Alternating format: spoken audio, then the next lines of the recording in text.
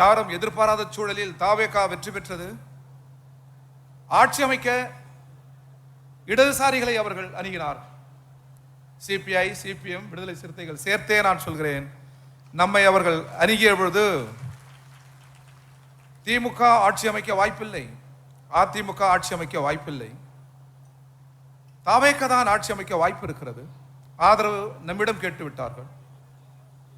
நாம் ஆதரவளிக்கவில்லை என்றால் ஒரு ஜனநாயக சக்திக்கான வாய்ப்பை மறுத்து விட்டார்கள் என்கிற வரலாற்று பழி. இல்லது அந்த சூழலை பயன்படுத்தி ஆளுநர் அமர்ந்து விட்டால் மக்கள் அதிகாரத்தின் மீது ஆட்சியாளர்கள், ஆளுநர் போன்றவர்கள் அமர்வதற்கு வாய்ப்பளித்து விட்டார்கள் என்கிற தீராத வரலாற்று பழி. எனவே மிக ஆழமாக அவரவர் அமைப்பாக விவாதித்து அரசியலாக நாங்கள் எடுத்த முடிவுதான் இந்த முடிவை அன்றி யாரும் எங்களை நிர்பந்திக்கவில்லை. மக்கள் முன்மொழிந்திருக்கிறார்கள், அந்த முன்மொழிவை நாம் வழிமொழிந்திருக்கிறோம். பீப்பிள் மேண்டேட், அதை நாங்கள் மரியாதை செய்திருக்கிறோம், அவ்வளவுதான். இதற்கு ஏதாவது நிபந்தனை இருக்கிறதா?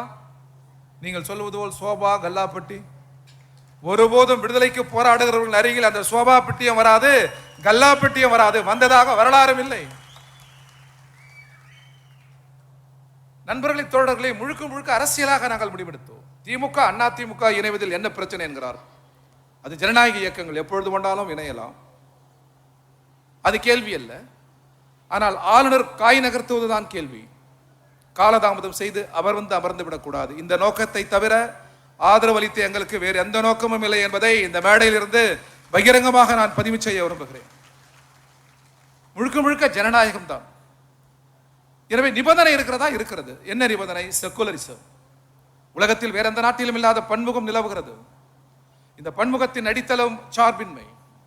டாக்டர் அம்பேத்கர் இருக்கிற அந்த மேதை, அவரை போன்ற மேதைகள் இருக்கிற அந்த திசை நோக்கி நான் இருகரங்குப்பி வணங்குவதற்கு கடமைப்பட்டிருக்கிறேன்.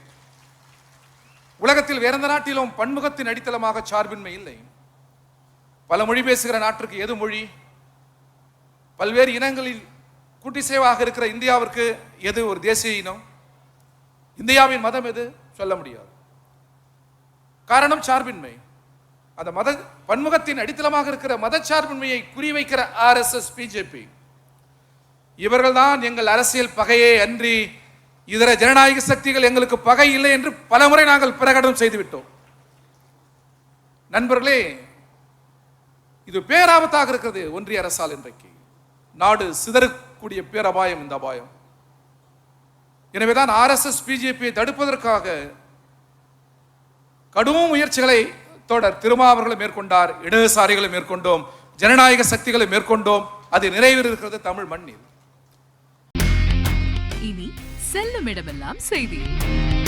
தந்தி டிவியின் வாட்ஸ்அப் சேனலை ஃபாலோ பண்ணினா செல்ல இருக்கும் இடமெல்லாம் செய்தி. இதோ QR கோட், இப்பவே ஸ்கேன் பண்ணுங்க, ஃபாலோ பண்ணுங்க.